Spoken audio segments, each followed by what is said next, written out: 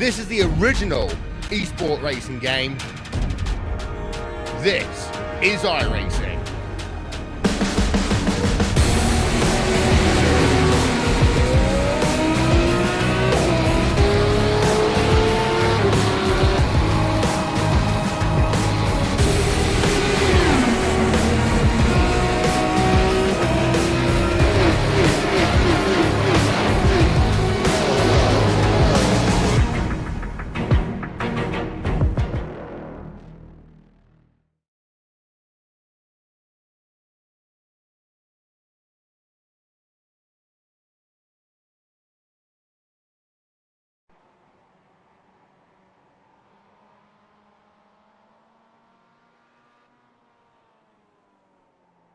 Welcome to the iRacing Esports Network and Virginia International Raceway for the BSR MX5 Pro Series.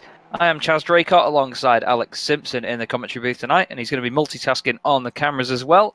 You can see there before you, the drivers tonight will be using the north layout of Virginia International Raceway. Alex, we've seen these boys race around here before, and it was quite exciting last time, but it's been a while since then, so how do you reckon tonight's going to go? Yeah, indeed. Hello, everyone. Good to be back. Yeah, looking forward to this one. Virginia always an exciting race. I think very demanding, and see some great racing, but also see some drivers making little mistakes that turn into big mistakes. So, yeah, it should be interesting indeed. And of course, you can see there, you've got the very famous first section where you go through turn one around the little tree, and then you've got the double left-hander, and then the little chicane left and right. But instead of the usual long straight that would go down after that, they do cut it off halfway, go to the right and over a very steep crest, actually, and then it's onto the slow final section of the lap. You can just see the championship standings there. Nick McCarron, top of the standings at the moment. Martin Plowman in second place, with Kip Stevens in third, with 2,500 points. Dave Hampson, Jack Ashton, Luke Cooper. It's very, very close all the way down there through those guys. And we've just finished qualifying here. There is very quickly the AM Championship as well. Jeroen Ursum, nearly 200 points clear there, with Scott Malcolm in second, Max Wright third, David Ayres in fourth, Benjamin Mearson fifth. Benjamin will be hoping to gain some more points this evening. It doesn't seem he's done too fantastically in qualifying. Pole position goes to the number one machine of Jason Cooper. He's been quick all season. Steve Hefford is second on the grid. Adam Delmont is third, with Jamie Ayres in fourth. Brian Holmes is fifth, with Dave Hampson in sixth. Good qualifying for him. Good to see him back up there. Adam McNally is seventh. Charlie Sunners is eighth. Peter Vangel is ninth. And Ashley Beard makes sure that it's a SimLab, Excite, and Swift Cooper top 10. Luke Cooper is 11th, with Kip Stevens in 12th. Andy Maxwell is the highest placed AM driver in 13th for Year 1 Racing, with Mikey Key alongside 14th. Good qualifying by those pair, to be honest. Nick McCarron 15th. Carl Hardy 16th. James McRitchie is 17th, with Michael Waltman 18th.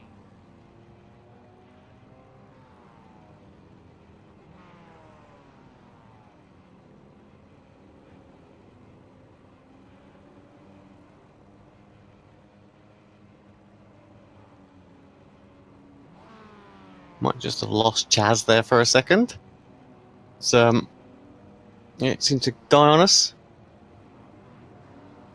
But yeah, very close top 20, as always, as we expect. Just waiting for a few drivers to make their way to the grid. Charlie Summers, one of them. Alex Rivette at the back.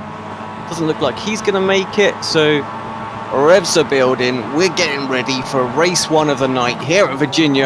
Great start from our pole sitter as well. Absolutely immediate reactions there. So compared to Steve Hefford, it just looked completely different. So very impressed with that start there. But let's hope. Turn one is always very, very tricky around here, and we see a couple of people just going wide. You get caught on that grass, and it's just almost no way back on that outside line. But I'm not seeing anyone dropping down the order, so I spoke too soon. Andy Maxwell has a little spin in the Year 1 racing car there. He is going to be right at the back of the pack. And now Brian Holmes as well is dropping down the order. What's going on with Brian? Can't actually grab him. There he is. So I'm guessing there was some contact that made him end up in that tyre wall. But yeah, not the start Brian wanted to this meeting as well. Chaz, you back?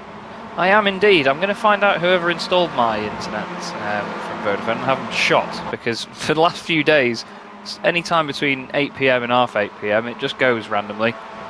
Sorry everybody, but I'll be back in the session in just a moment, Alex. I can see everything on the live timing, and like you say, Andy Maxwell just, unfortunately, despite being the highest placed AM, he's dropped right down the order now. Yeah, that's a shame. So that highest placed AM position goes to Mikey Key right now for the Result Clothing team. You can just sort of see him coming through the backstage. Oh, someone off one of the Swift Cooper cars as they go through the final corner and rejoin. That looks like it was Charlie Summers. Yeah, so Summers, who was late to the grid, running wide through that final corner. Just so frustrating when you get out there, just the grass, you just can't seem to make it back to the circuit. 3 wide going into turn 1 there, another car off, Adam McNally. So drivers struggling with the braking into turn 1, costing them dearly. Just looking at Kip Stevens there, and yeah, Kip, he's just tucked up behind Ashley Beard and Luke Cooper, who are side by side. And yeah, let's see through the end of this first sector whether they get single file. They do. Peter Van Gool just ahead of them. But yeah, Beard, then Stevens having a little look. And yeah, Ashley just goes a little bit defensive just to cover off that line. I don't think Kip was necessarily going for anything. Kip under a little bit of pressure from our championship leader now, Nick McCarran, as he swings himself through back half of this circuit. Very flowing. I was going to say it's quite important for him as well, of course, because Kip is third in the championship and Plowman, so they are pretty much in a title fight together at the moment to make sure that they get as many points out of this meeting. So every single position gained and lost by these guys is going to be, well, the further and further they go on through this season, Alex, the more they've got to be careful about it all, really.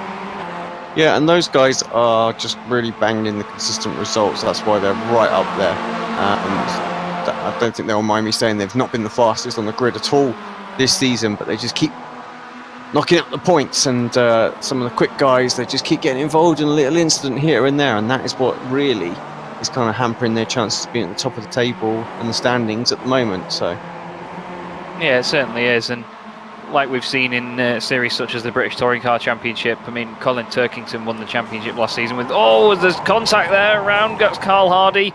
Charlie Summers off again. That's who was that's Marcelo Pagnon in shot, giving it a nice little donut to get it back on track. Actually, that was quite a stylish recovery, but it did look good. He made contact with his teammate there. Just again, yeah. just not enough room. I think Cherney just made contact with somebody as well there through the left-hander, but there is a bit of a breakaway here actually. These top 5 now with Delmont at the rear, but yeah, you can see that massive snake of cars going through there. Quite surprised to see such a breakaway at the moment, actually, Alex. I wasn't expecting to see these guys run away with it so quickly. Oh, Rizzo's going down the order now. You can see him highlighted in red on the map. There he is, just off the circuit. I think he must have been turned by somebody there to be on the inside like that. Let's see if we can get a little replay of that. Here we go. It's quite easy to do in this section. Obviously, you're going left, right, left most of the time. Trying to keep the momentum of the car. Maybe he loses the rear end. I'll have to have a look. Oh, yeah, there you go. Yeah. There's a quick drop there as you go onto that curb, so it's very easy to unsettle the rear end of this car, and even though you're not at such high speed, it will go around on you, and it's not the easiest thing to save. And like you were saying before as well, Alex, if you dip a wheel onto the grass at some of these corners around here, you're just a sitting duck and you can't recover. If you turn in too hard, the car's going to spin, and sometimes you just got to accept your fate and sort of carry on going, really, and just let it run wide onto the grass and play it safe. It's like the very famous corner, the first turn 1 at Lime Rock. If you dip a wheel on that grass on the outside, you're long gone. You may as well just wave goodbye, aren't you? Yeah, absolutely. See Steve Pepper. Sorry, go on. Yeah, no, just obviously for anyone who hasn't tuned into the series before, is new to it, watching it on the iRacing Esports Network. Well, we have 4 races tonight, so you might be thinking 15 minutes, that's not very long at all.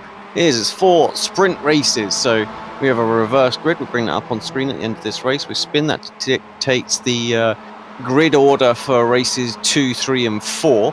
And yeah, we have a little ad break while we just get the next session ready, and the drivers go out again. So yeah, it's a good sort of 2 2 hours worth of maybe 2.5 hours worth of racing, isn't it?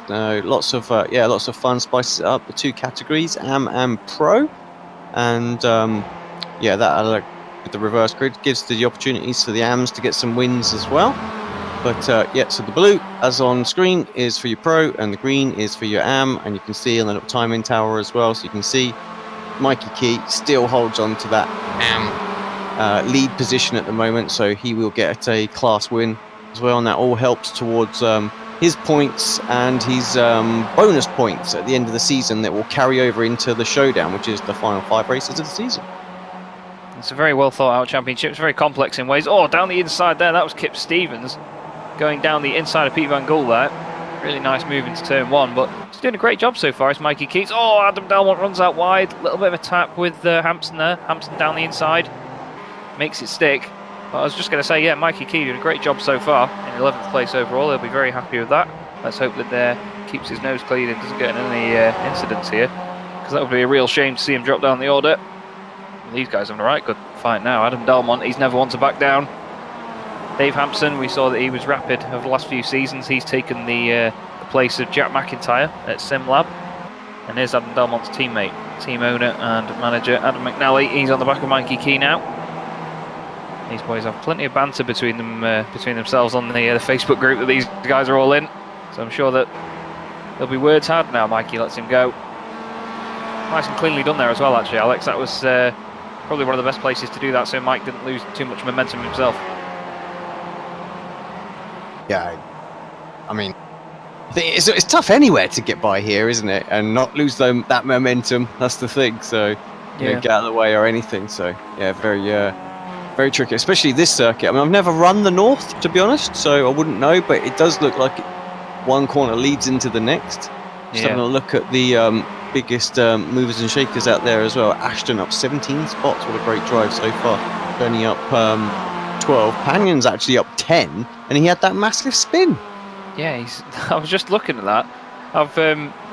I think obviously because I had my issues earlier, I've come into this, and apparently Kip Stevens has gained 26 places, which I know is not true. We can see on the left-hand side though, because your information is correct. Cherney 12 places, which as we know is good, but yeah, Panion, brilliant that is. Awesome to see, and he's just done his personal best as well. He's 2 seconds behind his teammate currently, so he's going to be hoping to close that gap, get a couple more places, but this is a great little scrap here between Kip Stevens and the other two. Brian Holmes, he's right on the back of Andy Maxwell here for Year 1 Racing. He does have the number 5 on that car, but also the number 19. That's a bit confusing for Ryan. Hopefully he doesn't focus on that too much. I think, to be fair, he runs the number 5 in the Monday MX5 Cup that these guys do as well, which is mainly focused around the AMs having their own little championship. They use it as a good bit of practice as well. I've seen a lot of posts as well, Alex, I don't know about you, for the Year 1 flip-flop company, which is what they are, doing some fantastically branded stuff for their MX5 team, and Dan Blake as well, who races in the real-life MX5 Cup. Oh, nice. I haven't actually seen it, to be honest, so... Well, I urge anyone watching and yourself to go and have a look, because honestly the stuff they do does look absolutely belting. Yeah. And I'm sure you could probably entice some of the Apex boys to get some, because they really do look banging. Yeah, let's get it shared on some social media so we can get some sight of that, I think. Indeed. And speaking of social media, of course, don't forget to check out Apex Racing TV. We are on our own YouTube channel as well. We are also streaming on Twitch and Facebook too, so you can check out any of the broadcasts that we do. We cover plenty of series throughout the week. And obviously very grateful to be on the iRacing Esports Network for this one, for the BSR MX5 Pro Series. And this battle's still raging on between these guys here. Alex Stevens is going to get sick of these SimLab cars by the end of this one, but he's going to be focusing obviously on Nick McHerron because of that championship fight. Exactly, he just needs to just keep ahead and actually use Nick's teammate to his advantage, just to that bit of slipstream, make it difficult for Nick to get by. Any points that he's closing up is good. Nick a little bit offline there, and actually coming under pressure from McNally. McNally won't be afraid to put one up the inside, and it looks like he's doing exactly that. And Nick decides, actually, I don't want any of that right now. I just want that good, consistent finish, as we were talking about earlier on. Lets him have it, and he'll perhaps have a little fight back later if Kip and McNally go at it. Yeah, it's all about playing mind games and playing the strategic game in these races, isn't it, really? You want to make sure that you've got the upper hand on the guy in front, try and be one step ahead, but it's not always that easy while you're in a racing scenario, but you've got to sort of create your chances and take them. I'm just looking at the top of the standings at the moment, Jason Cooper running away with it, 1.8 second lead. Doesn't sound like a lot, but in this championship, as you can see, a lot of the racing is very, very close. As Mikey Keys dropped down a couple of places here. Alex, he's gone below Max Wright on there for the AM class lead. And he's still dropping down as well. Yeah, we'll have a look, see what that might have been in a moment. Just having a look on the rear of Kip Stevens. I thought McNally was perhaps going to get a run. He doesn't. So let's go and check that out as well. He seems to have stabilised in 16th place at the moment. Oh, you can see just in front there, he ran wide just coming out the final corner, and then he's a sitting duck for these guys down the straight, isn't he? Nothing he can do. Just lose so much momentum, and it's such a long straight here as well. That exit out of that final corner is oh so important. But unfortunately, it doesn't work out for him, and Summers gets the move done there as well on Jack Ashton, I believe it was. Yeah, it's a key. I mean, he's still there. He's got a potential to fight back. What is he? He's about 1.5 seconds from Max Wright. Max Wright now takes the lead in AM. There he is in the automatic knock hill car.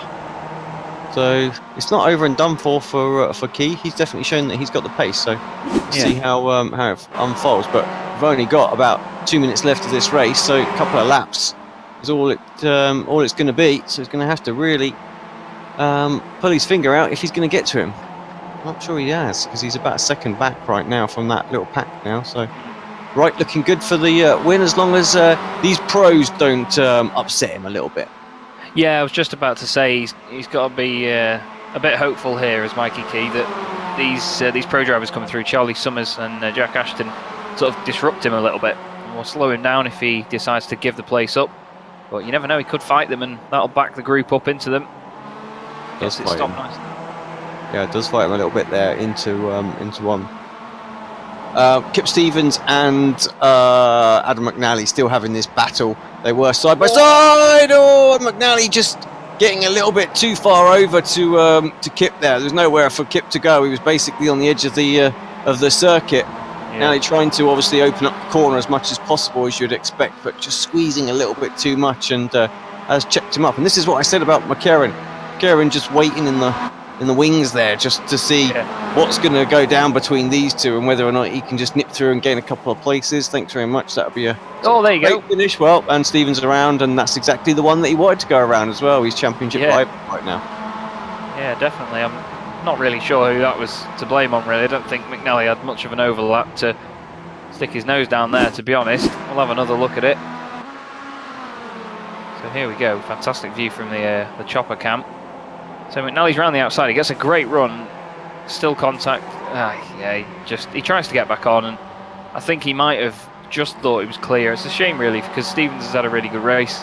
He did very well, actually, last night in the Chaslington Touring Car Championship on his debut, but unfortunately, it's further down the order for him now, 21st. Each driver will argue that out, that the other driver is at fault.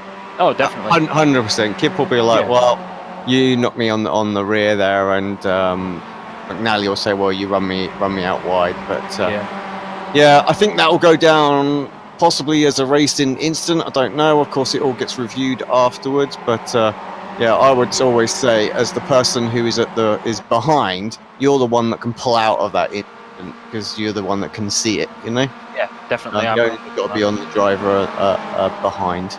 So. Yeah, I'm sure someone will record that little sentence and post it on the BSR TC Facebook group for me later, where I'll be like, Alex, the onus is on you, because you're the car that's always on behind. Yeah, that'll be the one. Sod you all, anyone who does it. I'm going to stick my nose in there. Someone needs to bring up the Twitch clip from Paul Smith's stream a couple of weeks ago. Not saying that again. There's Jason Cooper then, coming into the final few corners. And it's been great working for Apex Racing TV, I must say, before Alex fires me for that comment.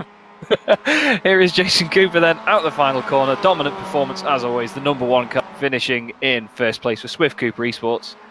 they're just absolutely annihilating, aren't they, Alex? They're just brilliant, awesome. Yeah, really, really, really strong. Just pulled away from everyone. There's some serious talent behind him, and they just couldn't keep with him. Delmont good finishing fourth there. Ayres and Hefford, Simlab second and third, and obviously Hampson fifth. There is Luke Cooper, a bit of a quiet race for him in sixth, with Van Gool and Beard eighth, and that is Adam McNally in ninth place. Nick McCarron top 10 finish, he'll be happy with that. And it's followed by Charlie Summers. Max Wright takes the AM class win.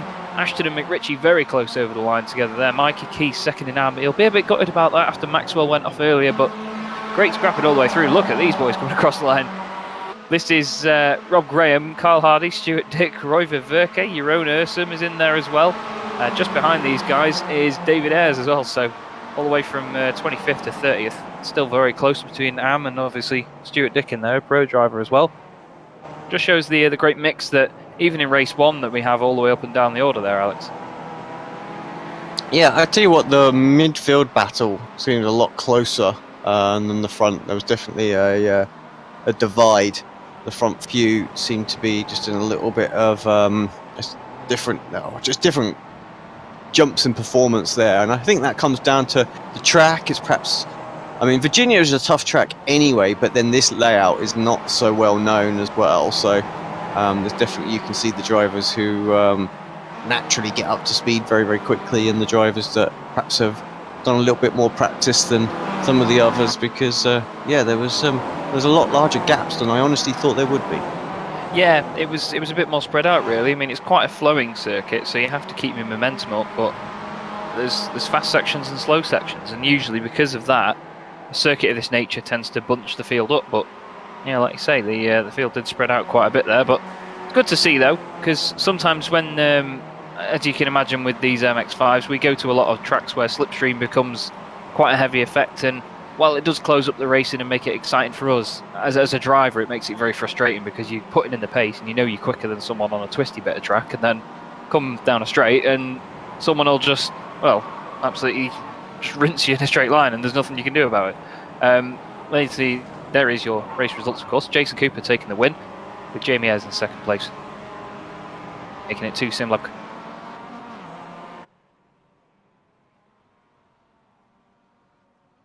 We might have lost Charles again of all craziness, or it could just be Discord playing up. So yeah, we'll just confirm the final standings. So Cooper from Ayres, Hefford, Delmer, Hampson, Cooper, Peter Van Gaal in 7th, Ashley Beard in 8th, Adam McNally 9th, Karen gets a top 10 after just sitting there waiting patiently.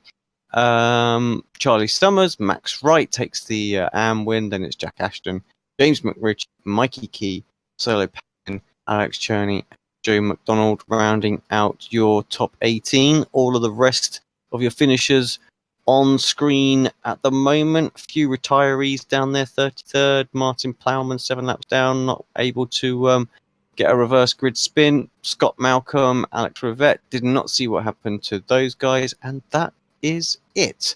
Right, let me get this reverse grid wheel up, and we'll give it a spin, and we'll work out who's going to be on pole for the next race.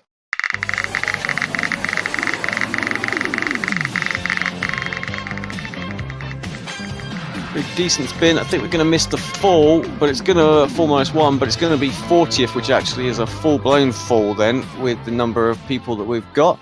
Let's go back to the sim, see who that is going to be. So it's the highest driver, 1 lap or less down.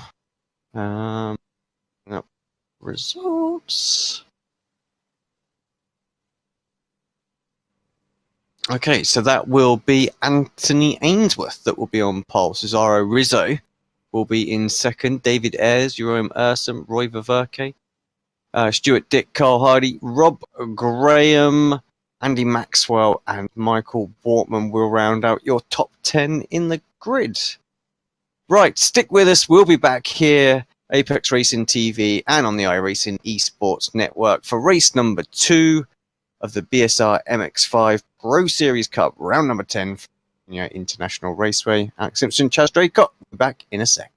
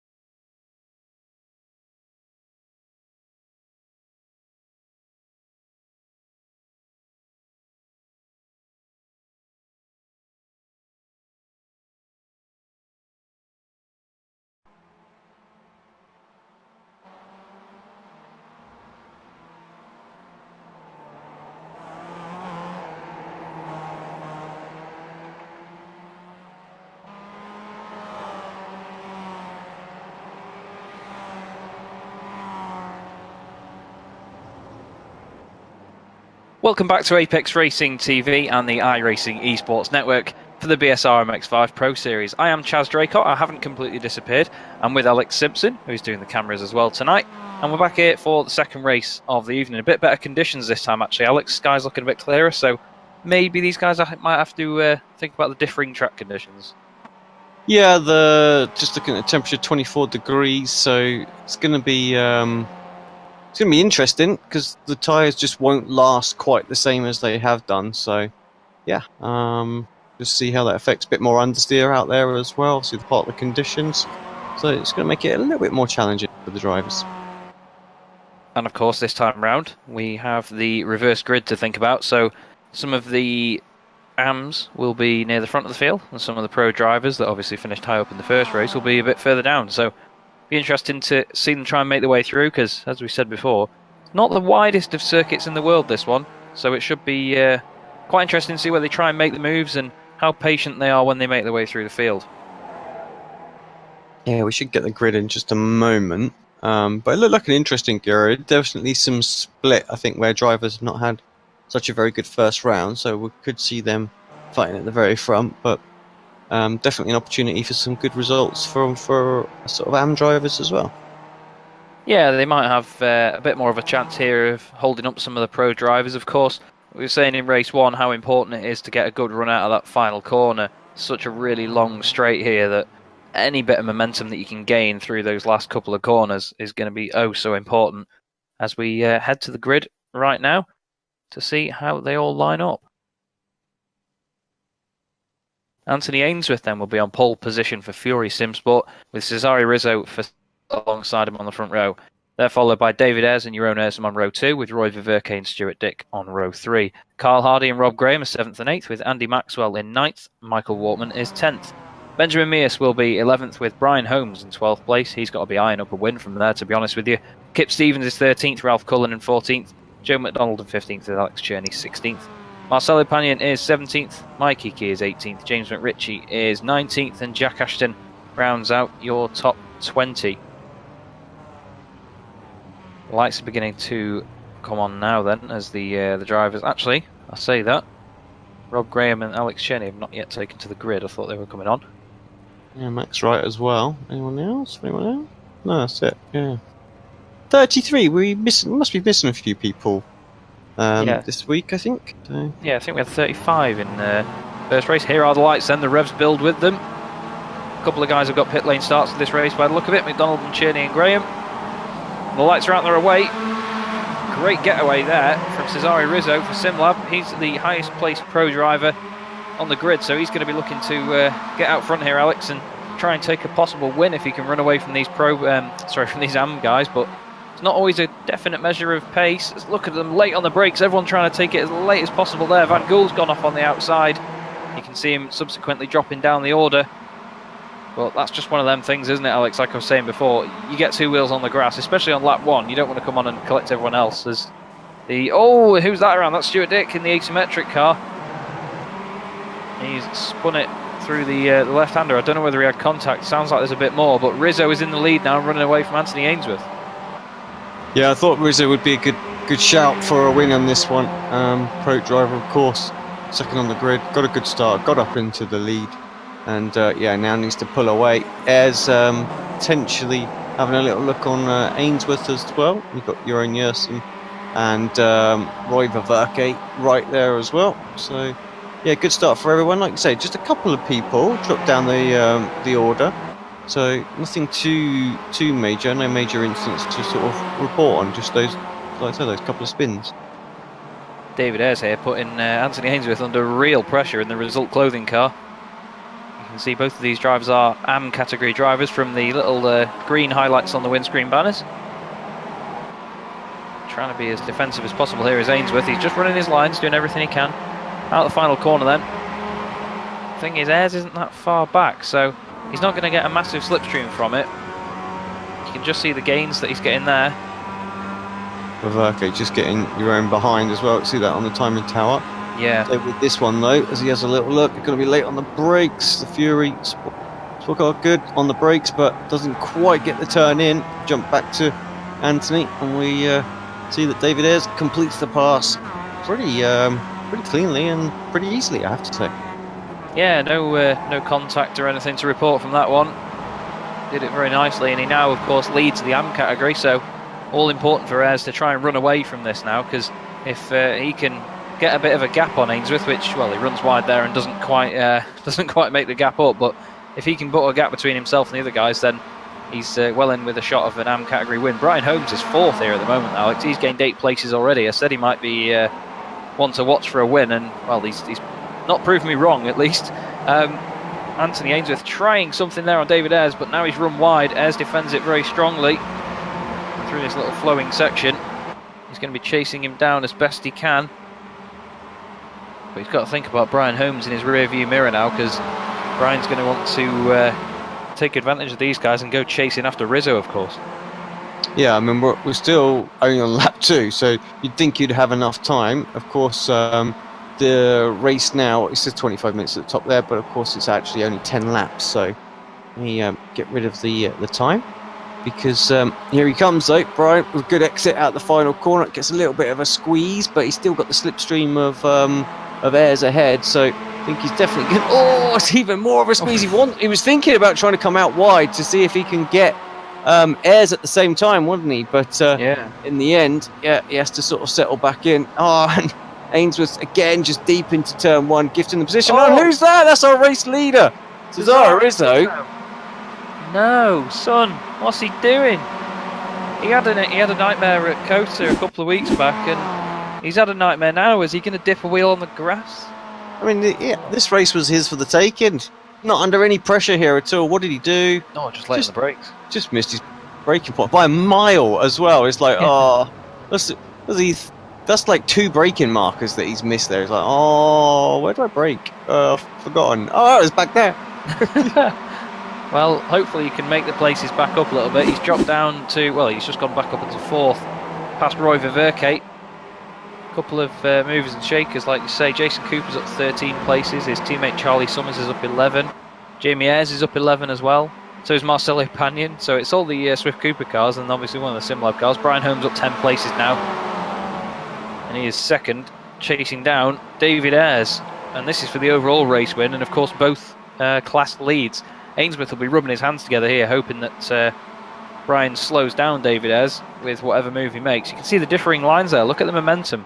Ayres went a bit deep into the first corner, but then that left him a bit vulnerable for the second part. And look how much he's lost out now, Alex. That just shows how important the lines are around that sector of the track.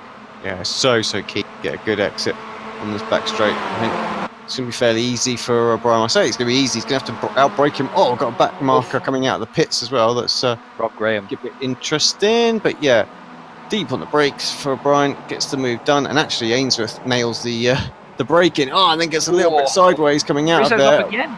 Yeah, just overshooting, and I think he's going to lose a place to Viverke. He has indeed. So, yeah, and Pagnon passed him as well. So, yeah, Rizzo just not having fun out there at the moment, struggling with this Virginia circuit. Yeah, and as you were saying at the top of the broadcast, it's a very demanding track.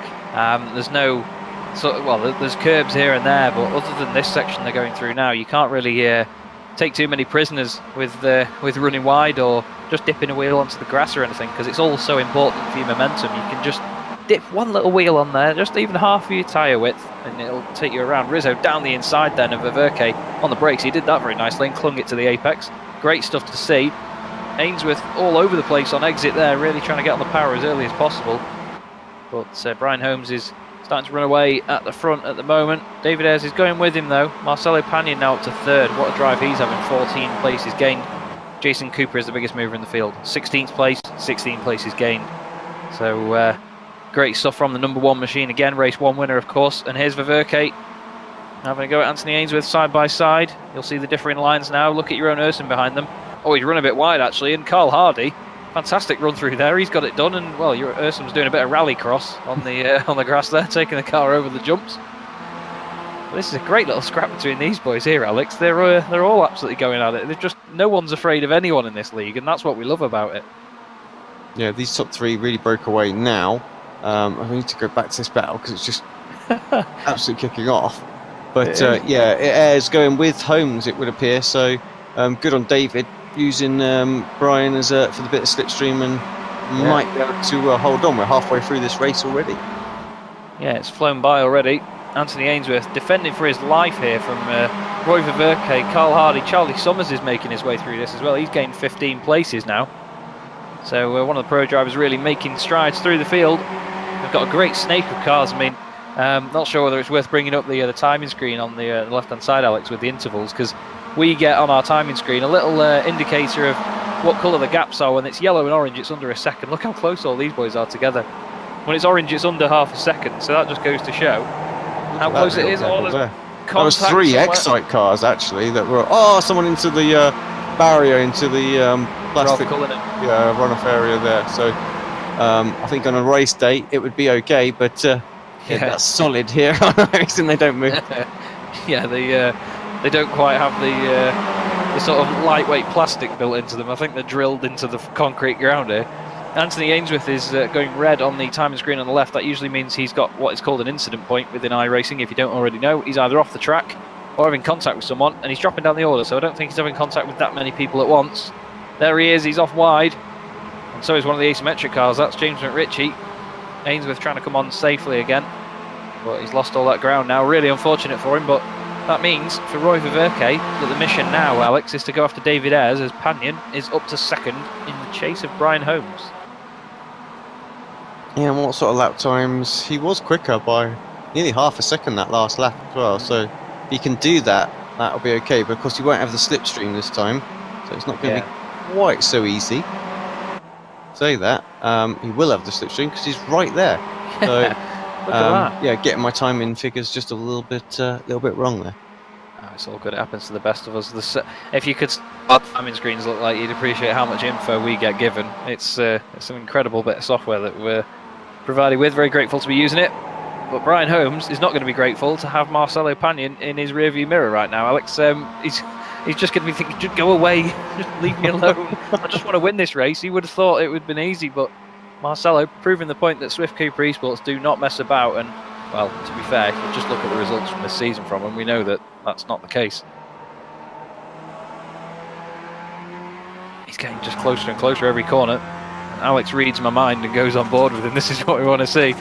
Got the telemetry in the bottom right there. You can see what gear he's in, what speed he's doing. Look at him trying to line it up. He's taking it easy through the last corner, trying to keep it smooth, use as little lock as possible. Brian's on the curbs, car gets a little out of shape. And now, because Panion's coming from so far back, he's going to have a monumental slipstream. Look at the gains he's got there. He's got to decide where he's going to go. There's only one place to go if you're going into turn one, and that is down the inside and try and get it late on the brakes. Summers is going down the order, but we'll look at that in a second. See the car squirreling on the brakes. Beautifully done by Marcelo Panion. Clings it to the apex, but here comes Brian. He's coming back at him. He's on the grass trying to get this done. He's going to burn the outside for the left-hander, though. Panion on the favoured line on the inside. Here's the slower section of this double left-hander. Panion's still on the inside. Oh, just gets the overlap and stays ahead. Brian's still very close to the back of him. They've both got to just think about points now and be careful not to trip over one another. David Ayres in the background there, still doing a great job. Well, this is fantastic for Marcelo Panion. He's showed great pace since joining Swift Cooper Esports, and he's doing those boys proud. I remember in his first meeting, actually, that we commentated on, Alex, he just he came out of nowhere and surprised us all, didn't he? And he's not slowed down since. No, he had phenomenal pace in that meeting. It didn't go too well, I think. Got collected a few things, but yeah, he's learned certainly how to drive around this field. That's a big part of these BSR series and sprint races. You have to adapt to the kind of racing it is. Yeah, definitely. You've got to get used to the people around you as well. And that's one of the best things about the British sim races. A lot of these guys do race together in multiple series, so they know what to expect when they're up against different competitors. And obviously, with them doing different series in different cars, obviously everyone has different sort of pace levels in each machine, which is always quite interesting to see from a racer's standpoint, and obviously a spectator and commentator's standpoint. So we see Jack Ashton now. Well, that was I didn't know whether he was going to get that done or not yet, but that was a really, really nicely sort of executed manoeuvre on Roy Ververke. You could just see he lined it up, smashed the apex, and got a great run through. And I think he's probably going to have it done as we look here at Carl Hardy, Andy Maxwell, and Jason Cooper. Jason Cooper has gained 25 positions, Alex. That's just, well, it's the reason he's got number one on his car, isn't it, really? Crazy. Yeah, absolutely. I don't know how he does it, but he's just... These guys just sneak through the field. There you go. You can see Panion though, 16 places gained. Can't take anything away from that, especially even Brian as well with 10. But yeah, biggest mover at the moment is Jason Cooper. I can't believe he's not at the top of the championship. I think he's missed a couple of rounds and well, he's just been caught up in incidents in others when making his way through. It's easy to be done. It's not always your own fault. But Andy Maxwell, great job so far for Year 1 racing. He's been posting some of his results in the Facebook groups when he's been racing these boys. He's really been enjoying it. It's great to see that it's translating into good pace for him. And this is a great snake of cars we've got going on here, Alex. Yeah, a lap 8 of 10 as well, and it's still this close. So much closer than what we had in race 1. So Wortman dropping down into the wall. Lost a few places there. Unfortunately, down 6 now for this race. Yeah, it's not quite gone his way there. Bit of damage on that car as well, so he's been in the wars slightly at some point. But you'd sort of expect that, really. I remember speaking to Steve Hefford a couple of weeks ago after a race meeting where he seemed to have no pace at all, and he was explaining to me that the front of these cars are so aero-dependent. You wouldn't really think it with it being based on so closely on the standard car, but yeah, if you ruin the front end of this car, it seems to knock out so much of the pace, and especially with the slipstream as it is down straights like this, you just lose a hell of a lot of time over the course of a lap, and in the course of a race it all adds up, of course. One more lap to go after this one then. David Ayres still leading the AM category, Marcelo Panion in the lead of the race, and he has a good 1.5 seconds now over Brian Holmes, Alex, so he's just showing that the pace wasn't down to the fact that he was chasing Brian, it's just been there all along. Yeah, exactly. Pulled away. Don't know what happened to Brian in terms of the last lap, because I would have thought he'd have been able to keep with the slipstream. But yeah, another greatest of laps, sort of mid 38. I lost a whole second that lap. It's all about this little pack though. With 2 laps to go, it's just getting tastier and tastier. Stevens up there. Of course, he lost out on the sort of penultimate lap on the last race as well, so we won't want to do that again. Yeah, definitely not. Oh, bit of contact there as well. I think Carl Hardy. Someone ran into the back of him. One of the Swift Cooper Esports cars is involved in that as well. I think that's Luke Cooper. We look at Kip Stevens there leading this massive gaggle of cars. I don't know how they're all sorting themselves out through there, because, well, I don't think I'd be able to drive that bit of the track on my own, to be honest with you. Never mind in a group like that. I think I'd crumble from stress and just put it in the wall.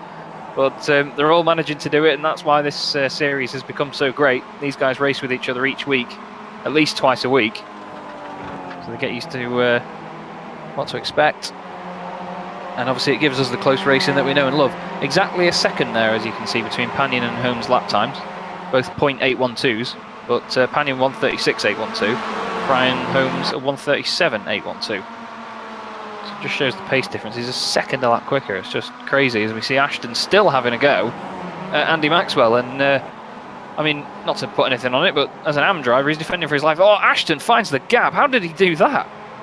He just squeezed through the gap there between Summers and Maxwell. He's still not got the move done, though, because Andy's just defending better than I've seen anyone defend in ages. Summers sends it up the inside. Yeah. Properly. Get in there, son. I know you're loving that, Alex. You love a good send up the inside, don't you, like that? Indeed I do. Ashton's still trying everything. Summers eventually Ashton succumbs to the pressure, and then he's got, of course, Jason Cooper in there as well, trying to get involved. But all this time, Andy Maxwell's running away with it, laughing all the way to the bank. He's loving it. He's 3 seconds clear now. And what is going on? How's he doing? Absolutely lit it up. I mean, that was a good lap from Holmes, 37.8, but that's his personal best. That still a second slower. Yeah, that's crazy. Looking at it as well, to be fair, Panion's fastest lap, I think, is the fastest lap of the race. No, that's a lie, actually. You're not going to believe this. He did a 36.17. Jason Cooper did a 35.6. Wow. It's Yeah. just mad. Well, here he is then. Marcelo Panion, your dominant race 2 winner, to be honest with you. Brian Holmes, though, still happy with second place. David Ayres' overall podium is going to be great for him. He's going to be happy with that. Oh, no, Andy Maxwell's going down the order, Alex. That's not what we want to see. He's not showing us off the track. I think he might have just run wide or something at some point. Yeah, I think so. Oh, that's a shame. But even still, second place in the AM category. There's your AM winner, David Ayres. He'll be very, very grateful for that for result clothing. Look at them just all streaming down the straight. I literally do not know where to click. I can't keep up with them crossing the start finish. It's like a swarm of bees just flying down this straight. Bright, colourful Japanese bees with roll cages. There's Max Wright in 26th place. He might have had a bit of an eventful race down there in the order. It says he only got 2 off tracks in that one, so it might have just been a case of survival. But once again, Alex, I mean, we say it every single week. I mean, everyone's going to just get sick of us saying it, but it's just tight, close racing everywhere you look. Like you say, you don't know where to click half the time. It's just bonkers, isn't it? When it's that close, I just got to apologise to all of the drivers that watch it back, because they're all like, "Oh, I'm in this massive battle and I haven't been shown once." It's like, where do we click? So yeah, try and give it a bit of a spread where we can. Yeah, indeed. But still very entertaining for us, and hopefully entertaining for everybody at home. Thank you very much for watching us on the iRacing Esports Network and on Apex Racing TV. It is much appreciated, and we've got 2 more races to bring to you tonight as well. Don't forget. So we've got another at least half hour's worth of racing. And of course we get the wonderful driver interviews at the end, which we all know and love. But yeah, this track, Alex, I mean, I know a lot of people don't really like it around here. Our very own Marco Barbanera seems to hate this circuit, and he was talking to us earlier, obviously, mentioning that even though he's been on iRacing for 4 years, he only just bought the circuit tonight because he despises it that much, he doesn't want to get it. And that was only to do a broadcast, was it not? Yeah, exactly. He doesn't even want to drive it, but it just goes to show, though, that no matter what you think of this track, it does provide great racing. And of course, there, Marcelo Pagnon winning this race 3.8 seconds ahead. So again, another 8/10 on Brian Holmes on the last lap. That's mental. David Ayres is third, winning the AM category, 10 seconds back. Cesare Rizzo in fourth, Jack Ashton in fifth, Charlie Summers in sixth place, Jason Cooper seventh, Andy Maxwell is second in the AM category in eighth. Kip Stevens, another top 10 for him. Carl Hardy is in 10th place with that's third in the AM category for him. Luke Cooper will be 11th with Roy Viverke 12th. Adam Delmont 13th, Dave Hampson 14th, Adam McNally is in 15th ahead of Jamie Ayres. Michael Wortman 17th, Nick McCarron 18th. More points for him. He'll be happy to be at least scoring on the board and keeping his championship fight alive. Behind him in 19th place is Mikey Key. 20th is James McRitchie. In 21st place we have Ashley Beard, Alex Cherney 22nd, Benjamin Mears 23rd, Jeroen Ersman 24th, Stuart Dick is 25th. Max Wright 26th, Steve Hefford in 27th place, Joe McDonald is 28th, Anthony Ainsworth, shame for him to be so far down the order after fighting up there quite early on, he's 29th, Peter Van Gool rounds out your top 30, Scott Malcolm is 31st, and the cars that were more than a lap down, Ralph Cullinan 32nd, and Rob Graham 8 laps down. I believe we saw him join on halfway through there, but I think he pulled it off to the side just to play it safe. And of course, one of Alex's favourite parts of the evening, if not the favourite part of the evening, it's going to be for the reverse grid wheel. Straight into it, I think, with a spin.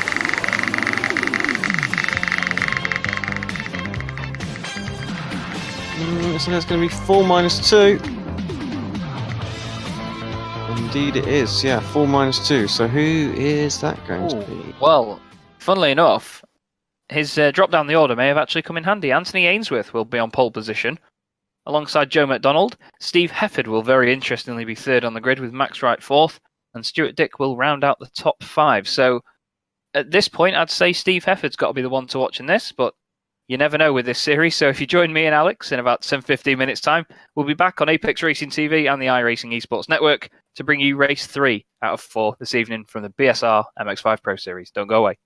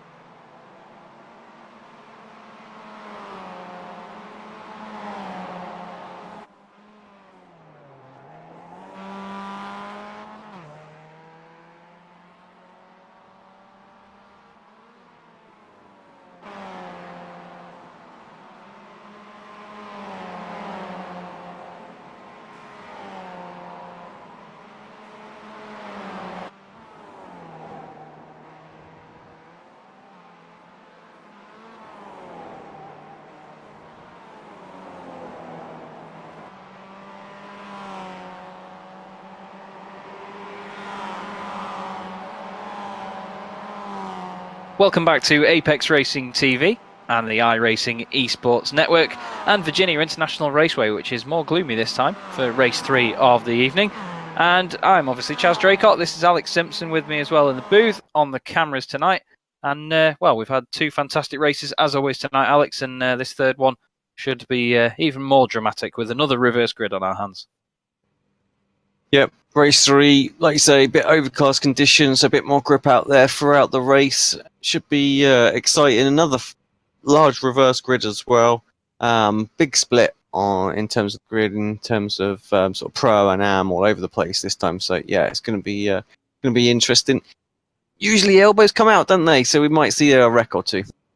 Indeed. Anthony Ainsworth on pole position there alongside Joe McDonald. Steve Hefford third. He's going to be my tip to win this one. Max Wright is 4th, Stuart Dick 5th, Tyrone Ursum is 6th, Ben Mears 7th with Alex Cherney, Ashley Beard, James McRitchie rounding out the top 10. Then it's Mikey Key, Nick McCarron, Michael Wortman, Jamie Ayres, Adam McNally, Dave Hampson, Adam Delmont, Roy Verver, Kay Luke Cooper and Carl Hardy rounding out the top 20. The grid is full, the lights are on, the revs are going to rise, and for the third time tonight in the BSR MX5 Pro Series, we are underway. Anthony Ainsworth lights up the rear, Steve Hefford gets a great launch and he's already up to 2nd place as he goes past Joe McDonald in a straight line.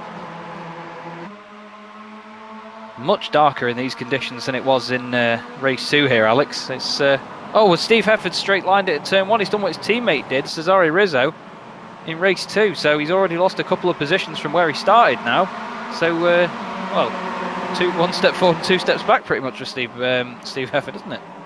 You try and brake a bit later, don't you? But you don't really. That's the trouble. You're not hitting it at your normal speed. So it amazes me how many drivers don't practice a start, like going into turn 1 and like where your braking point is, because getting that absolute bang on and around, and Hefford spins.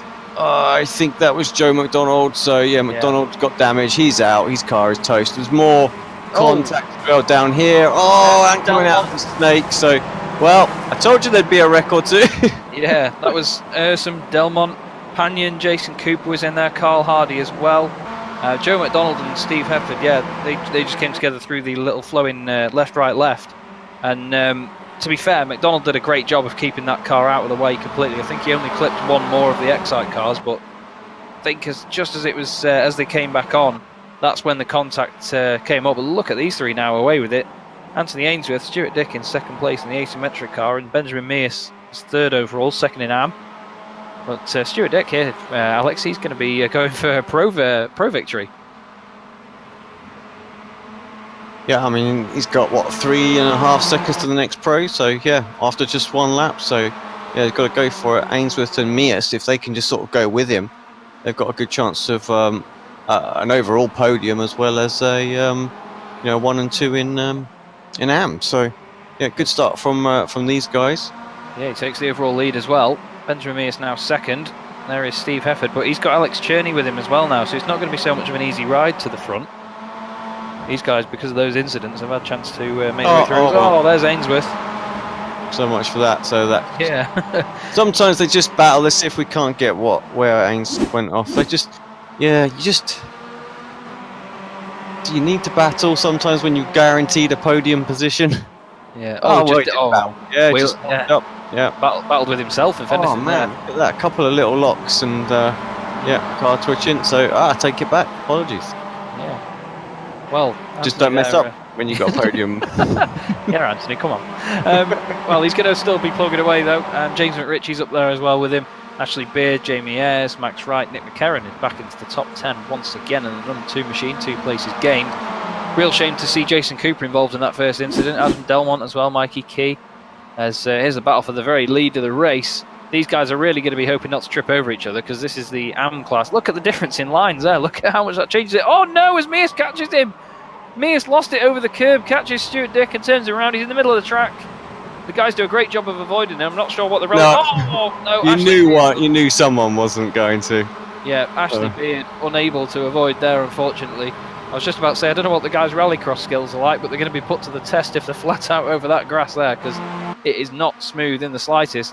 Steve Hefford now is actually, well, the tables are turned. Steve Hefford takes the lead of the race from Benjamin Mears. Alex Cherney's going to go chasing after him, though. Although Mears is not letting this slip from Steve Hefford here right now. Still down the inside, into the left-hander. On the apex nicely there. Alex Cherney's going to be hoping that something comes about here so he can gain in place. He's going to go round the outside of Mears. Not quite getting the overlap. Oh, he's all over the inside there. I don't know whether Cherney will get a slowdown for that. Very tricky to get the car through this little... I think he's alright. Right, yeah, he seems to be okay, doesn't he? Anthony Ainsworth back in the fight now as well, though. But that's just how quickly these races can change, Alex, and this is why we love it. Because one little incident at either end can just make such a big difference to the race. And, oh, well, Mears is going very wide there, so is Jamie Ayres. But it can really, really turn things around for these guys so quickly. All you've got to do is just survive the madness, I think. Huge pack as well, coming through. Let's bring up the mini-map, please. You see it. It's still snaking through. Yeah. It's all the way down to sort of 14th place. About a second to Michael Walkman there. There's a little gap there, but he might be able to tag back onto this this pack. But yeah, what a huge snake that's coming through. Oh, someone's off. That's Ainsworth. He's done it again. He's run wide there, and that's going to ruin his run down the straight, unfortunately. Just little costly mistakes, really, at this point, isn't it, Alex? They just well, one little run wide, and look how many places he's lost. He's still dropping down the order now, I think. Actually, he seems to have gained a bit of a gap. No, he does lose a place to Stevens as well. Fastest lap of the race with Brian Holmes, 1:35.7. That's really quick, to be fair. I don't think anyone else is in the 1:35s yet. Just looking down the order, they're not. He's the first car in there, and he's a couple of tenths inside it as well. So, great pace by Brian. And of course, as always... Where was that pace in the last race, though, you know? Yeah, I was going to say, it was Marcelo Pagnon made a bit of a mug out of him, really, didn't he, in that last one? To be fair, he ran away from him. But as always, Excite cars are all together on track. Which is, Peter Van Gool dropping down. I think that was him in the yeah, background there, just recovering. So, yeah. No look at all, does he, Peter Van Gool? He always gets caught up in little incidents here and there. Looking at Max Wright, he's second in AM now. What is he? He's about 2.8 seconds behind Benjamin Mears, so probably he's got to catch up for a AM win. So a few cars ahead of him. Not going to be easy, that's for sure, because he's under a bit of cosh. Under the cosh, sorry, for Luke Cooper behind him at the moment. Yeah, Luke's a very quick driver. He's been out in the Formula Ford car as well as of late. Back on track for this season. He's been posting things on Facebook about how much he's enjoying his time in the car again. And it's great to see that these guys as well, a lot of these drivers actually do racing outside of this in the real world, not just the virtual one that we all know and love. Adam McNally there trying to line up a move on Luke Cooper. As they go down the straight, Luke looks like he's coming over slightly. Just about not making contact. He's literally pushing him down the straight. He's Adam McNally. Fastest lap of the race, Jamie has 1:35.1. 6 tenths quicker. You can just see how much the track's actually getting quicker here. It might be getting cooler because there's no sunlight on it. But that's an incredibly quick lap compared to Brian Holmes' 1:35.7 that before now was the fastest lap of the race. There's a lot of pro guys here actually, Alex, getting stuck behind Max Wright, and these Excite boys fighting isn't going to help that really, is it? No, not at all. I'll tell you what, Max is a driver that defends hard. Doesn't matter if you're pro, you're AM, he wants the position in the race. That's all he cares about, not necessarily his class one. So, you know, both are good, can be a good and a bad thing, because sometimes the pro drivers will bully him out of the way, and he gets involved in an incident or two that he won't want to be involved in. But yeah, just fair play to him to always want to hold on to that, and you can see there, right, defending from Luke Cooper. What it does do is it stops him from closing up on Mears. You know, you kind of almost want to use these guys, but of course what he doesn't want to do is get shuffled down the order, does he? So, which could easily happen, because he's got 1, 2, 3, 4, 5, 6 pro drivers tucked up behind him. You let one go and they all start to flow through, don't you? And that 2.8 seconds becomes, 5. And yeah, it's well, like we saw with the case of Anthony Ainsworth before. Sounds like the name of a book, doesn't it?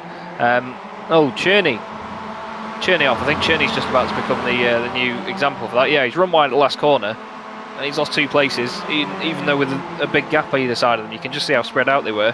Ainsworth before just runs wide at the last corner, and he loses a handful of places in the blink of an eye. And like you say, Alex, that's how easy it is to do. So you've got to be really careful when defending these places, that you don't do it too hard and don't sort of attack the car in front too much either, because in the long run it'll slow you and the other guys down that are competing with you.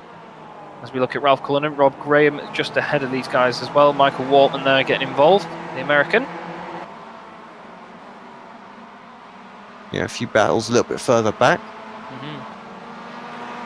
As we look at Benjamin Mears now, still under pressure from Alex Cherney. But it's great to see Mears defending so well. I believe he won the AM Championship. I don't know whether he won the overall one last year, or whether it was just one of these mini series these guys do. If you don't know, the BSR MX5 Pro Series, before it was the Pro Series, used to do 4 mini seasons. There was the spring, summer, autumn, and winter series. They split it into 4 and then had an overall one as well to contribute to. I believe Steve Hefford actually won the overall championship. The reason Jason Cooper is the #1 car is because he won the winter series. But I believe it was Benjamin Mears who won the overall AM one. I'll have to get that confirmed. And I do apologise to whoever won it if it wasn't Ben. But he's showing his worth here, Alex. And, well, Cherney's not having the easiest of times getting past. He's still trying it down the straight now. He might get it done here. But it's taken him long enough, hasn't it? I mean, we're over halfway through the race. Yeah, well, yeah, lap 7 of 10, so very much so. And he's going to get by. Just needs to do it on the brakes here because Mears could go around the outside potentially. Doesn't. Could try a cutback. Oh, we might get the undercut. Yeah, up and under there, but doesn't happen. Yeah, it was nicely blocked off by Cherney, to be fair. He just kept it on the apex, made sure the gap wasn't there for Mears to go for. Mears is a feisty racer, so he probably saw it coming. Max Wright's still defending here. He's lost a place to Ashton and Cooper and a couple of others as well, actually. So, like you say, you don't lose just one at a time, really, do you? You've lost a couple there, but he's still in the fight, though. It's not like he's dropped off from him, is it? It's true, but he is 4.8 seconds back now from... sorry, not quite 4.8. 4.3 seconds back. So, that's the thing, just natural, the way the race sort of expands out a little bit there, he's losing time on Mears, so you can understand why he wants to try and stay ahead of these guys. So, but it's not going to be. Mears is tucked up in the slipstream of Cherney. Well, not so much quite now, but still very much getting it. 0.6 of a second back, so I can't think Max is going to have any chance really now with just what's going to be 3 laps to go. Yeah, even if they were sort of next to each other on track, and well, if they didn't have those pro drivers between them, that would be a big ask, to be fair, of Max Wright. So Nick McCarron, there you can hear the car running wide on the grass as he comes through. He's lost a place, and another. McRitchie has also crossed over there with him. McNally gains 2 for 1. McCarron still dropping down the order. He's still off the track. I don't know quite what's happened there, whether he's run really, really far wide and taking his time getting back on and just played it safe, because everyone does tend to wash out wide out of that last corner. So when you do rejoin, you have to be so careful not to come on too aggressively and come across the track in front of them. Teammates here have Jack Ashton and Adam McNally. These Excite cars are always together on track. If you've not seen the series before, it is almost a running joke, really, that these cars hunt in packs. They're never just alone on track. There's always 2 of them next to each other consecutively. But I suppose that's teamwork. They're trying to chase down Luke Cooper. They've then got McRitchie, Stevens, Wright, Holmes, Hampson, McCarron in there as well. Here is Brian Holmes, side by side with Max Wright. That's really close round there. Fantastic respect from both of them to get through there cleanly, and Brian's got the move done. That was great to see. Cesare Rizzo's off in the background. Rob Graham is apparently off the track as well. But that was awesome by Brian Holmes. I'd like to see that again, if I'm honest with you, Alex. That was great racing between the 2 of them, not to make any contact and get through and say, oh, there goes Max Wright. It's literally as if I was commentators cursing it, but on someone else.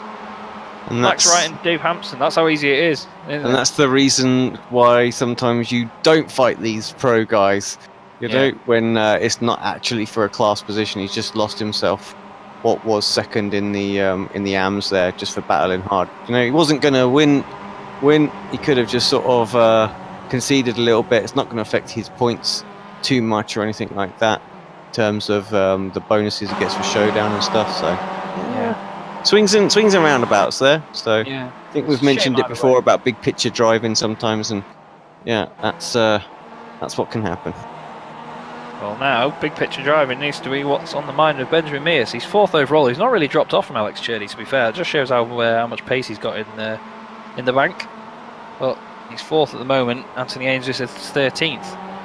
So he's not got too much to worry about. A little bit wide there, but it adds to the excitement for him, I suppose. He's probably just going to play it cool and just get these last few laps out of the way and hope that mad train of cars we just saw in the background there of Cooper, McNally, Ashton, McRitchie, Stevens and Holmes doesn't catch up too quickly, but I'm sure he'll be pretty safe at the pace he's at the moment.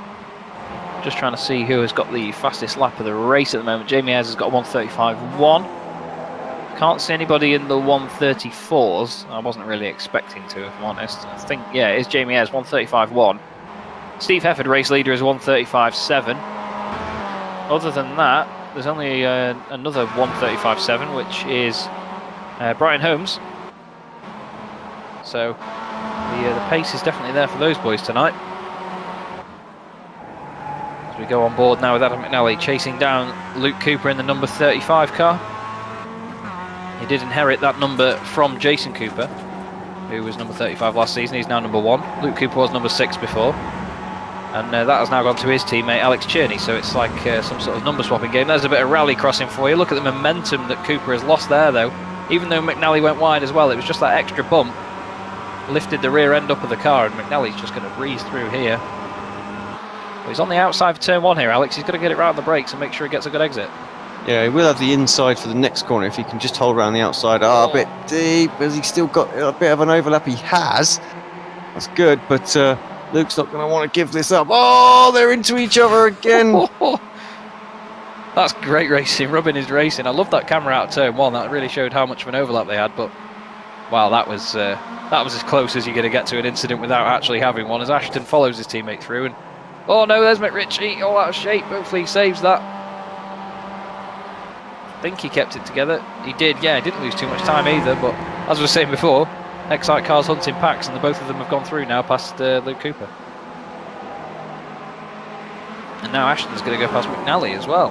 Not quite sure what Adam's playing at there, whether he's slowing down or something for Cooper, but this is a great battle for second place, really. This has sort of popped up out of nowhere. We saw Cherney catching up with Ayres before, but now he's right on him, and these are the last few corners of the race as well, so whether he goes for a move or not is up to him, of course, but remains to be seen. Here is Steve Hefford then through the final few corners, and I hate to say I told you so, but he's going to take the race win despite the action on the first lap.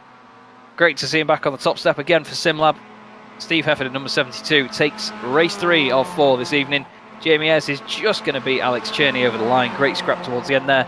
Benjamin Mears is going to win the AM category, 4th place overall. He'll be very happy with that. Great drive, very well deserved, to be honest. Side by side there between McNally and I believe that was Cooper as well. Cooper just beating him to the line. They almost do identical lap times that time around as well. McCarran just outside the top 10. More points for him, and with Kip Stevens as well. He finishes 9th. Here's Dave Hampson side by side with Ralph Cullinan. Sorry, it's David Ayres, not Ralph Cullinan. Cullinan finished ahead.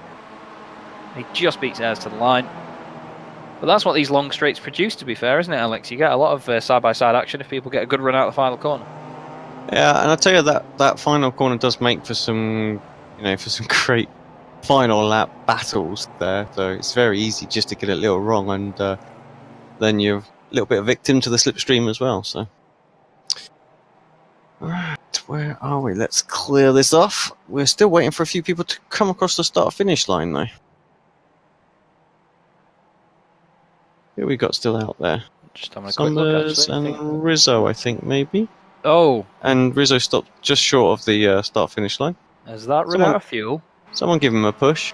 Yeah. Someone's just come across, but yeah, maybe.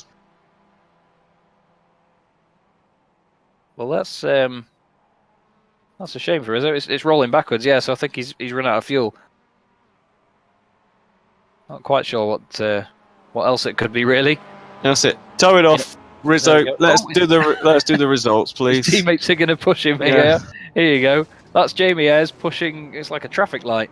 Jamie Ayres pushing Steve Hefford, pushing Cesare Rizzo. Not going to end well. No, all it takes is for one of them to serpentine too much. Hefford gets out of the way and lets Jamie do the honours. They're going to do a little side-by-side flurry to the line, and they're going to go 3 wide. It'll be very entertaining for us if they do. Jamie has given it everything. There he goes. Cesare Rizzo crosses the line, then finishes the race in 27th position. And with that, I can bring the results up. Thank you very much, SimLab. Steve Hefford then, and Jamie Ayres, 1-2 finish for SimLab. Didn't highlight that really, to be honest, but very well deserved by those boys. Alex Cherney making sure that Swift Cooper Esports get another podium up there. Benjamin Mears winning the AM category there, 4th place overall. Jack Ashton in 5th, Luke Cooper 6th, Adam McNally in 7th for Excite iRacing with Brian Holmes in 8th. Kip Stevens is 9th, and James McRitchie rounds out your top 10. Nick McCarron, once again, scoring decent points, with Anthony Ainsworth in 2nd place in AM, with Michael Wortman 3rd. Andy Maxwell, Roy Ververke, and Ralph Cullinan just missing out on an AM podium as well, not too far behind either. Dave Hampson is 17th. David Ayres is 18th overall in the result clothing car. Max Wright is 19th. Master Panion finishes 20th. Scott Malcolm 21st. Rob Graham 22nd. Carl Harding 23rd. Stuart Dick is 24th. Jason Cooper falling short because of the incident early on in the race. But if you look at those top 24, Alex, only 41 seconds separating 24 cars. That's an incredibly close field, really, isn't it? Absolutely. I think, if I just back it up just a little bit here, and that's even closer, Paige, Yeah, 30 seconds with the top 18. That's just brilliant. Absolutely awesome to see. And yeah, like I say, highlights the competitiveness of this championship. There's a hell of a lot of talent in this series, and a lot of very, very quick drivers. And they do put a lot of time into it, so it's great to see that it pays off for a lot of them. And that would mean now then that for the 3rd and final time tonight, Alex, you get to get the spinny wheel out. Indeed I do. Here we go.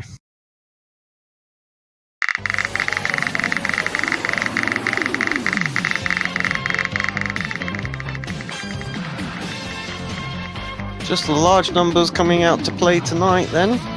40th, just.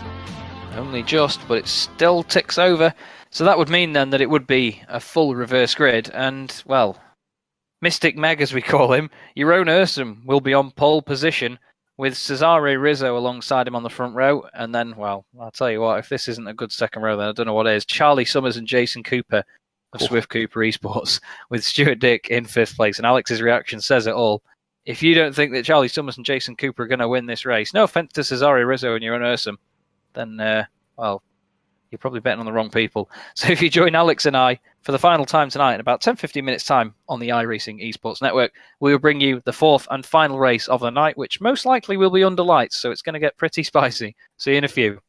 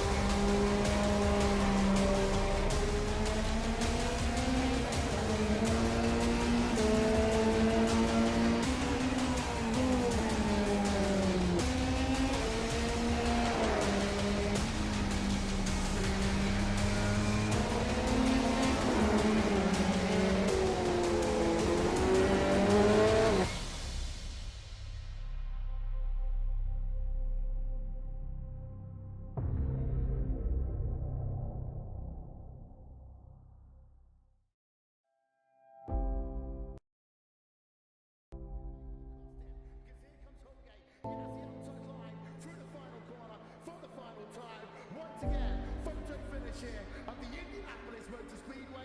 Will it be Tim Hogan? It's going to be Christopher DeMary at the line.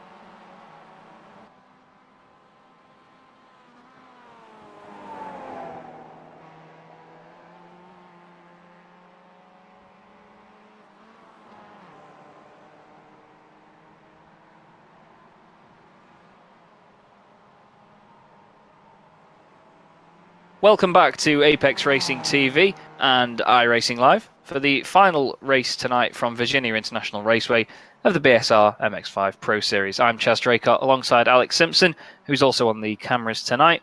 And we've had 3 great races, as per usual, from this frantic championship. And we're once again under lights now, Alex, for the final race of the night. This should just get more and more exciting, shouldn't it? Well, I think the last race was exciting if you like a bit of everything. Some great racing, some great battling, a couple of little coming together, some big wreck here and there. And I think, this is exactly what we're going to get again in this one. Throw in the dark into the mix makes it all the more interesting. It certainly does, and of course makes it more difficult for these guys as well. Alex and I were discussing in the break that this track is not actually lit up, really, in any way, and there's no lights around the edges of the circuit, and you can see there from the some of the scenic shots we're getting, you don't really get any second chances here. There's a lot of grass for you to run off on, and the track is literally just grass everywhere, so you go a tiny bit wide, you're going to dip a wheel on the grass, maybe even spin the car, run wide, and you're going to lose a lot of momentum. We've seen a lot of it already tonight. And in the dark, that's only going to get more and more difficult. So, one thing to focus on, though. Sorry, Alex, go on. Well, I was just going to say, let's hope the lights actually light up the braking boards, because I know the lighting is quite focused in the direction the car's going. It doesn't spread out too far, so that could be very interesting when it's pitch black, because you might not see anything. Yeah, it'll be, I would say, a wake-up call to these guys, but you never know, in the dark might fall asleep. We've got a fantastic second row of the grid, though. Jason Cooper and Charlie Summers, and well, as I said just at the end of the last race, I reckon they're probably going to be, one of them at least is going to be on for a win here, Alex, because we've seen what Swift Cooper esports are like. They don't muck about, do they?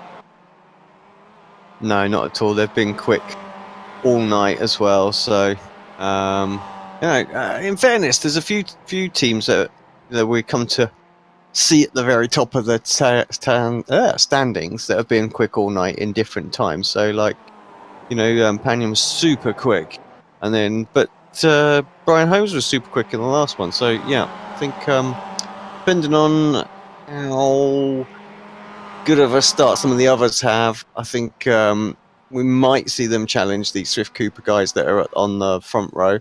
Otherwise, they're going to run away with it. And the session is now advanced as such. So we'll be getting the grid any second now as the drivers line up. Jeroen Ursum will be on pole position for iRacing Academy. He's going to be alongside Cesare Rizzo for SimLab. And there is that second row. Charlie Summers third, Jason Cooper fourth. Stuart Dick is fifth, Raceometric. He's, I think that's the second time in a row he started in the top 6 now.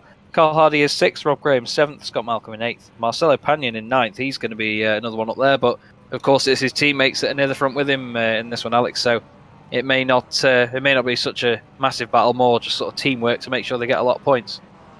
Yeah. Final race of the season of the evening. I bet they wish it was. I expect a few people want to make sure they maximise points.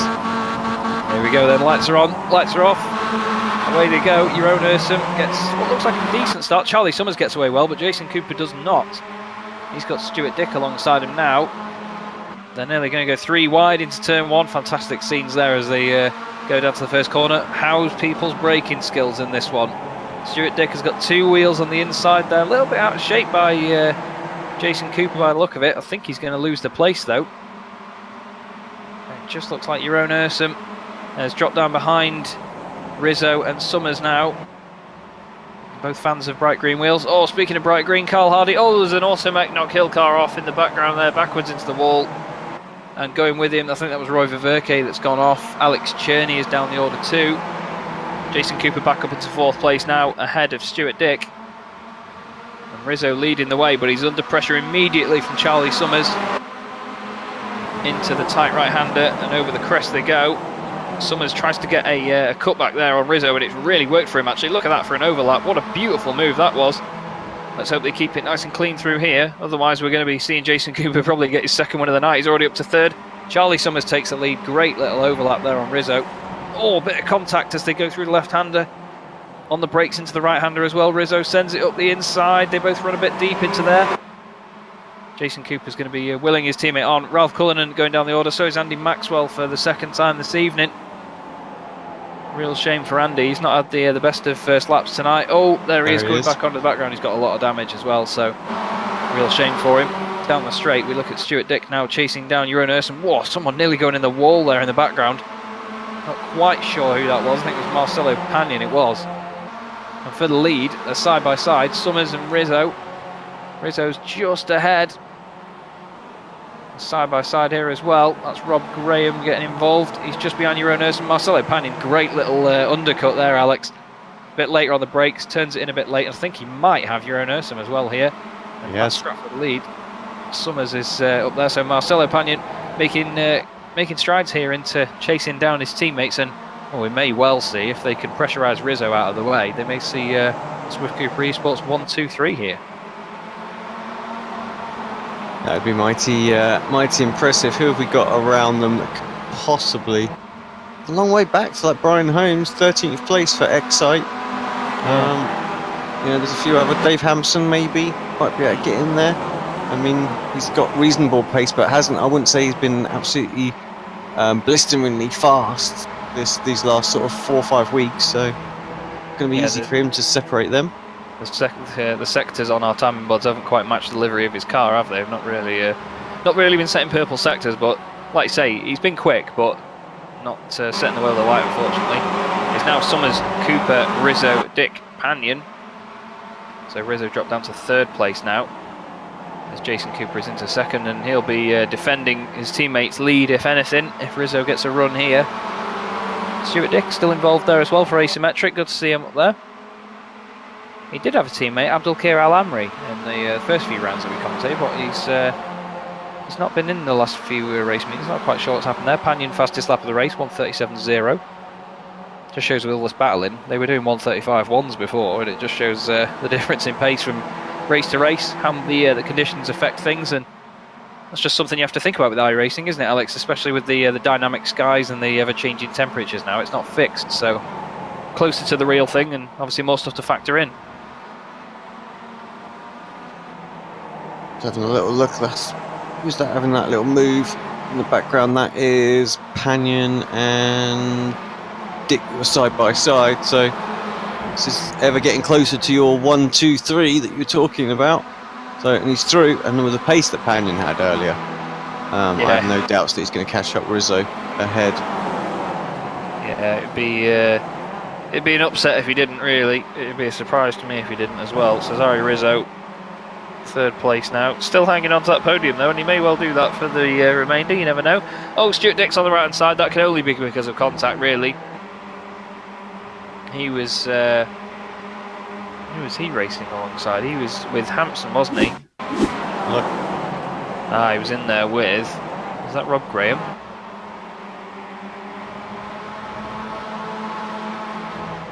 Yeah, it would have been Rob Graham.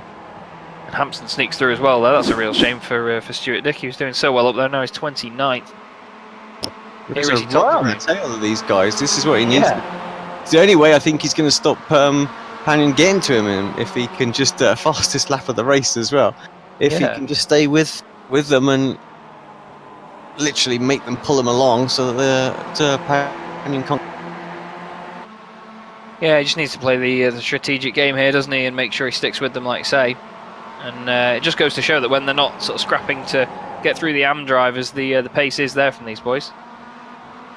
Drops off a little bit through the left-hander, but that's the thing. I mean, I mentioned it before that on the tight and twisty bits, if you've got the pace to get the car around there really strongly, but you get caught up again on the straights just because of the slipstream, it can be very frustrating, like it will be right now for Cooper and Summers. But at the end of the day, for Rizzo, it's a dream scenario to be in, as long as he can keep it on the black stuff through these tight and twisty sections. You can see he's trying to push the car a bit much, though, I think, to stay with them, and he loses a bit more time. So Panion may be closing. You can visually see him there in the background. Very ominous sight for Cesare Rizzo, but hopefully he defends this well. Lovely little bloom effect there from the dashboard as we go on board. Such an undulating circuit as well, isn't it, Alex? It's actually, while I was saying before, it may not be to everyone's taste. It's certainly great to see, because the elevation changes are brilliant. Yeah, it is. Actually, it is a really good circuit to drive once you get in a rhythm with it. You just have to respect the fact that you can't flirt with the limits really, because unlike a lot of circuits, it's got no runoff. Yeah, like we were saying, there's no second chances. You can't push your luck too much. You can see the amount of lock he's trying to just keep it smooth, but he's just got to push the car because he needs to get ahead of Rizzo sooner rather than later, just to make the end of the race a bit more comfortable for himself. As we see Delmont here in a battle with Stevens. Wortmann is just ahead of them. Just behind is James McRitchie. This is a great little scrap. Fantastic train of cars. You can see him on the left-hand side there, lit up in orange. With how close they are together, all almost making contact with each other. There was a bit of a domino effect as they all slammed on the brakes to avoid one another. What a train of cars that is. That's awesome to see. That's Max Wright, Scott Malcolm, Nick McCarron, David Ayres. That's going to be Luke Cooper, Michael Wortmann, Kip Stevens, Adam Delmont, James McRitchie, Jack Ashton, and then it's a second and a half back to Jamie Ayres. But all of these guys, they're not just following each other either, they're all just actually scrapping with each other, going for moves. Just in front there, that's Cooper down the inside of David Ayres. Wortmann is just in front of Stevens. Ashton there has just got past McRitchie. And at the front of this all is actually Scott Malcolm in 10th place. He's a second and a half down on Max Wright. And Scott driving for Result Clothing at the moment in the silver and blue car that you can see there. Sorry, white and blue, I do apologise. But Nick McCarron, again Alex, just outside the top 10, and this is how he's at the top of the standings. I think all 4 races tonight he's either been just inside the top 10 or just outside it. He's been like 9th or 12th I think in each race. And it all adds up, doesn't it? Yeah, completely. I mean, keep plugging away. I know for myself, at the end of last season when I was trying to get in the BSR TC showdown, that was the key thing. It wasn't necessarily finish sort of, you know, top 5 in every race kind of thing. It was just those consistent good results, get those points. It made all the difference. Probably got there. I mean, I've had an absolutely shocking season really this season at the start of it, with either DNFs or penalties and things like that, trying to push and battle hard for, you know, podiums and things like that, and it just really is not panning out. So yeah, I you know, if I'm gonna be in that showdown at the end of the season, I've got to certainly change my approach to more like Nick. Yeah, definitely, and keep your elbows in, yeah. Jason Cooper leading the race at the moment from Charlie Summers. Another bit of domination here from Swift Cooper Esports. We've seen it since they joined the championship. Panion is now 3rd. Rizzo down in 5th actually, behind Dave Hampson. We've missed that. He's run a bit wide there. Is he just going to go deep into there? He's got dirty tyres, yeah. And that again is it's another aspect of the realism of iRacing these days, isn't it, Alex? You can run wide on the dirt and it does affect the grip your tyres have for the next corner, even when it's dirt that's been brought onto the track by other people. Yeah. I think perhaps he was a bit frustrated that he lost sort of 3rd place. I'm going to try and find where he lost that as well, because yeah, it must have been. He was. I can't see. Yeah, he was already behind, wasn't he, at that point? So. But that's Marcelo Panion for you. He's just a magician in this car by the look of it. Just suddenly, and it's like bang, and I'm 3rd, and there he is. Here we go. Here it is. Oh, he's just got a really good run out of there, actually, hasn't he? He's got it hooked up. Doesn't lose too much momentum. Yeah, on the brakes. Oh, Rizzo runs very deep actually into there, and yeah, it doesn't give him even half a chance of getting a cutback or anything. And Panion flies through. He's now up to 2nd. Yeah. How does he do that? It's like that whooshing noise when it goes back to a replay. It's like that's when he just sort of sneaks underneath everyone, and there he goes. So Swift Cooper Esports doing what they do best at the moment, and well, winning. I think there's no other word for it, is it really? See the overtake for a 2nd. He'll be in 1st when we come back from this. Yeah. It's nice, straightforward down the straight. Charlie Summers won't defend too much, in the interest of keeping a team result. Yeah, they'll want that 1, 2, 3. Right. And that's what matters. Oh, he's still 2nd. That's all right then. Don't need to worry about that. He's still got 3 laps to go though. He could well win this race. You never know. And the pace is showing. I mean, he was 3 tenths quicker than his teammate. The last one by, so it's 1.3, 1.2. So he will have the draft. So we'll be catching him up. Well, last time he did a 135.3, Charlie Summers did a 136.7.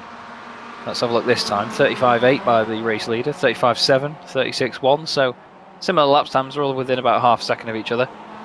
Just trying to see who it is that set the fastest lap of the race at the moment. I won't be surprised if it's Marcelo Pagnon. He's done a 135.39. That's right. Well, That is the fastest lap of the race. Can't see anyone. Yeah, Rizzo's done a 135.43. To be fair, he's only 0.04 of a second slower. So that just shows how quick he was earlier on in the race. And I mean, he's not dropped off that much, to be honest. He's only 4 seconds back from Hampson. So he's doing well in 5th place. Rob Graham leading the AM category at the moment. Max Wright back up there. He's just got past Carl Hardy for 9th, with Carl Hardy in 10th. Good battle, actually, that one. Yeah, they've got a right scrap going on. Nick McCarron involved. The inside of Hardy. It's hard to tell who some of these guys are sometimes when it gets this dark on an unlit circuit, but yeah, it makes it all look pretty. From here we just got no clue, I'm afraid. Yeah. When they've got a car behind them and they light up just how vivid these liveries are, I mean, you can definitely tell that's Nick McCarron's orange roll cage there. And a lot of these guys like to run very brightly coloured cars, so that helps. Carl Hardy runs a very bright green car, which I think it naturally glows in the dark anyway around there. It's that bright.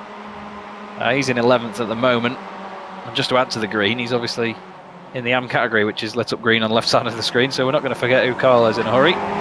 Max Wright there, 2nd place in the category. He's also got a bright green car in the bright green AM category.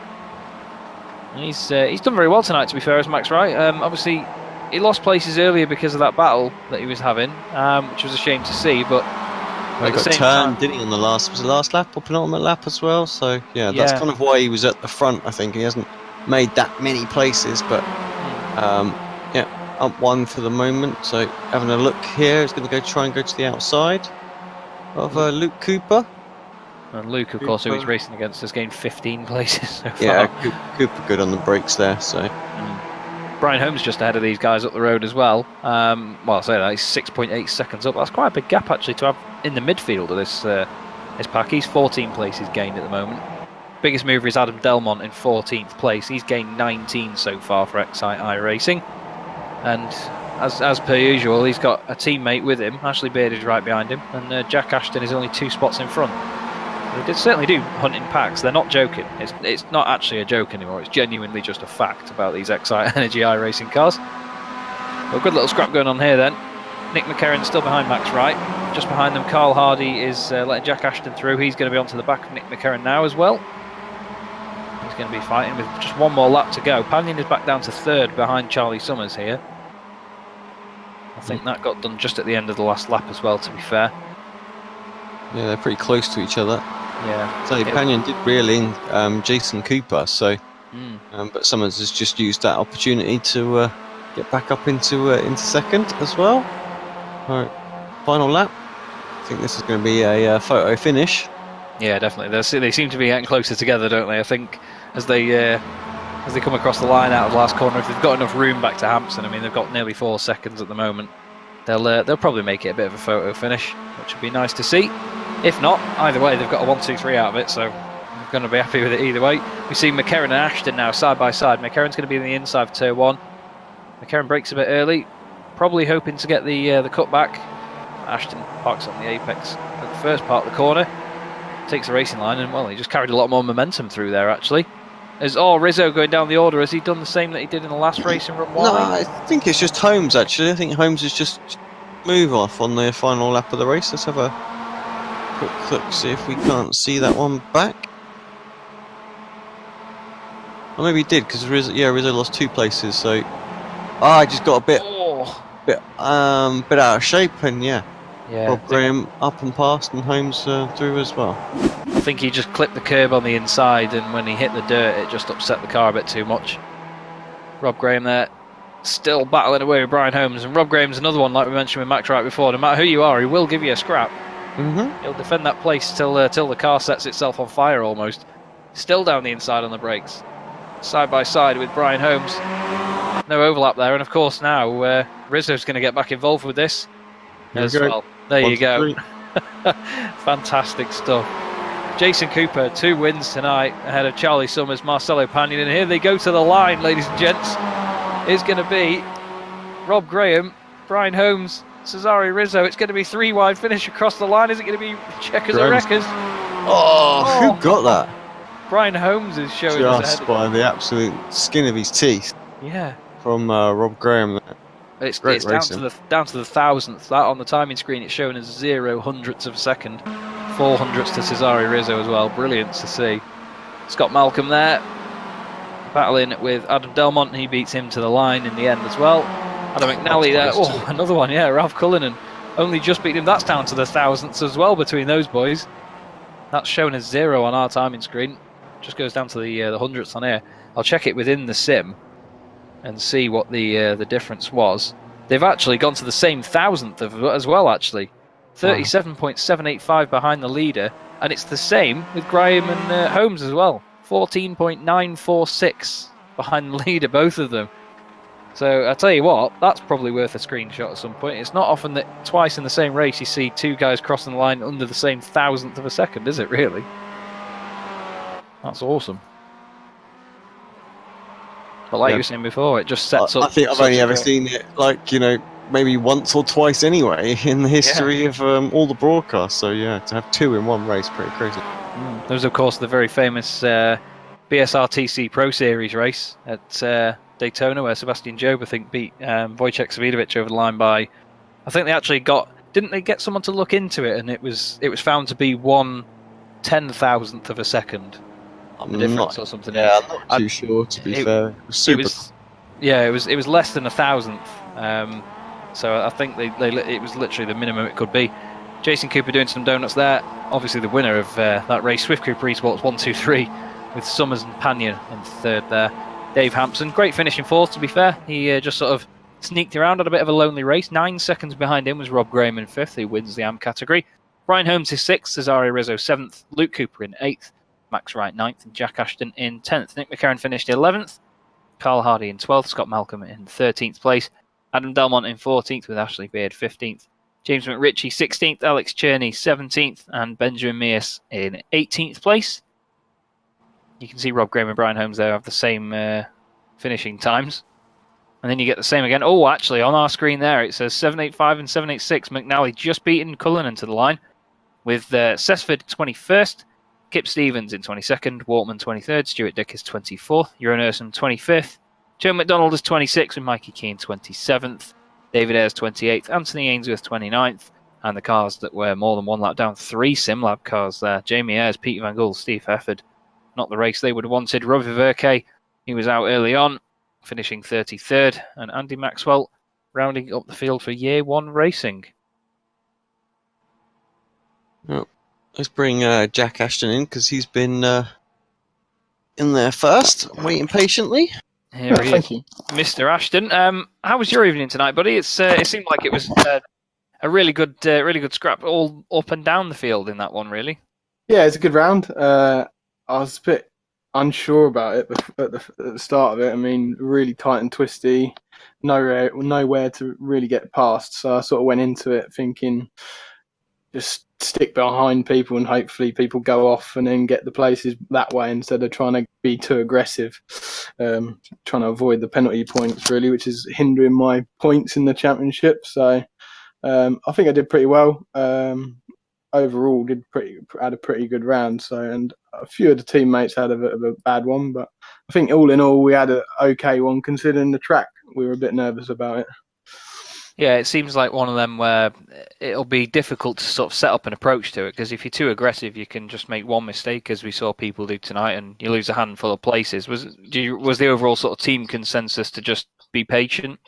Yeah, I think so. I mean, we go into rounds with that sort of aspect, thinking we'll be patient, but every time it comes to the race, everyone wants to get to the front. It's the nature of the beast. But I think this round particular, I think is definitely my approach to this track. I'm not sure if the other teammates thought that the same, but I know Brian had a good round tonight. So all in all, I think we did all right.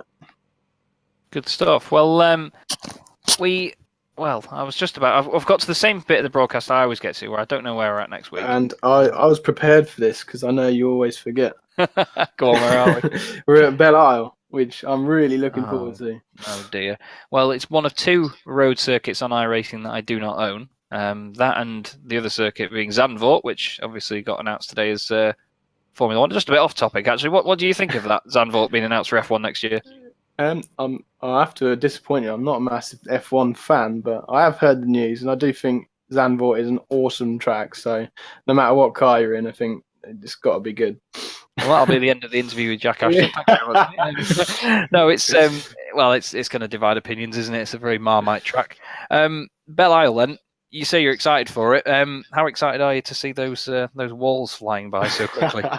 Well, I mean, I remember last time we did this round, I enjoyed it really well, and I felt like I was pretty quick there, and that's when I didn't have a shifter, and I found a lot of pace since I've got a shifter, so yeah. I'm feeling quite confident going into it. We'll soon see what comes of it next week, but yeah, hopefully go into it with high hopes and come out of it with a good result.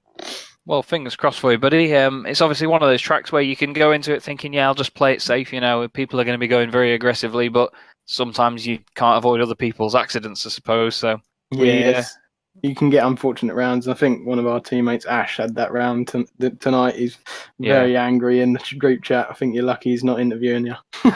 Fair play. Well, I'll keep my eye out for him afterwards. But yeah, that was a really good fun one to watch, mate. Well done on the results tonight. And is there anyone you want to give a shout out to before you go? Yeah, obviously just the usual shout outs to all the Team Excite, all the sponsors. I'm sure McNally probably be able to reel them off better than me. But yeah, no, thanks to you guys as well. You put on a good show always. And that's about it, really. Thank you. Smashing stuff. Well, great to speak to you, buddy. Thank you very much for your time, and we'll speak to you again next time round, hopefully. Thank you. Cheers. Jack Ashton there of Excite Energy iRacing. We'll bring in Rob Graham, who's just popped into the interview room. Rob, good to see you. We had a brilliant little battle across the line there with, I cannot remember who it was. I think it was Brian Holmes, wasn't it? Yeah, Brian Holmes. That's half the reason I came in. I just wanted to give a shout out to him. And man, that last lap, that was insane. That was one of the best single laps I've had on iRacing. It was so much fun. Yeah, it looked like great fun from in the commentary box. How was your overall evening? Did you feel it went well? The usual ups and downs. Last race was absolutely brilliant. First race wasn't too bad. Races 2 and 3 I get taken out a bit, but yeah, that's what happens. Yeah, as it was described just a moment ago to us, it's the nature of the beast. Sometimes you can have your own approach to a race, but you can't alter other people's approaches sometimes, can you, I suppose? Yeah, that's it. And sometimes things happen. Red miss accidents. We're all human errors, you know. Yeah. Shit happens. Excuse the language. Well, people know. It's all good, don't worry. Next week, I'm going to pretend like I knew this all along. Belle Isle. What do you think of going there? I only raced there a couple of times, so still fairly fresh on that track. So it should be fun. Quite a fun track the last time I went there. So fingers crossed. I felt quite good in the car this season so far. So here's hoping can turn some of the good pace into some good results instead of non-finishes for a change. Well, fingers crossed that works for you, buddy. Of course, it's just one of those tracks, I suppose, where you just got to have your wits about you, haven't you, really? Yeah, same with all the tracks, really, when you're racing in amongst this amount of cars. Yeah, that's very true. Very true. Well, before we let you go, Rob, is there anyone you want to give a quick shout out to tonight? Yeah, big shout out to Automech Performance Garage in East Kilbride and to Knockhill Racetrack, our very supporting sponsors, long-running sponsors. Great job from them. And that's it. Cracking stuff, buddy. Smashing. Well, we wish you all the best at Belle Isle next week. We'll of course be watching, and yeah, maybe we'll speak to you then. Brilliant. Cheers, guys. Catch you later. Cheers. Thanks, Rob. Bye-bye. Good to speak to Rob there. First time I've ever interviewed him, really. He's a very feisty racer. He's been around in BSR a while, hasn't he? Has indeed. And talking of Belle Isle, actually, we had a bit of an interesting battle at Belle Isle last season, I think, BSRTC as well. So, unfortunately, it ended with him in the wall. And it was some suspension damage, if I remember rightly. So, yeah. Oh dear. Well, it's been another great race of night of racing.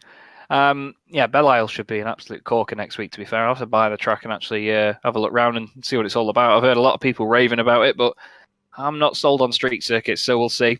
It's been a pleasure as always. Alex, your final thoughts on tonight? Yeah, just another good night's racing. Yeah, enjoyed it. Wasn't sure what to expect, of course, with this circuit. But yeah, I think it delivered some great racing, and the first time we've ever seen two battles split by the thousandth of a second, or 10,000th of a second, which is awesome. Indeed, yeah. I'm going to make sure I save that screenshot. I was about to say, let's get some screenshots of that. Yeah, that's going on Reddit. Anyway, absolute pleasure as always, mate. Thank you very much. And thank you, everyone, for watching as well. Of course, on Apex Racing TV, on Facebook, Twitch, and, of course, on the iRacing Esports Network. Very grateful to be doing this all for you. We will catch you the same time next week, 8:15 in the evening, UK time. And we will be joining you from Belle Isle for another 4 races. Have a great evening.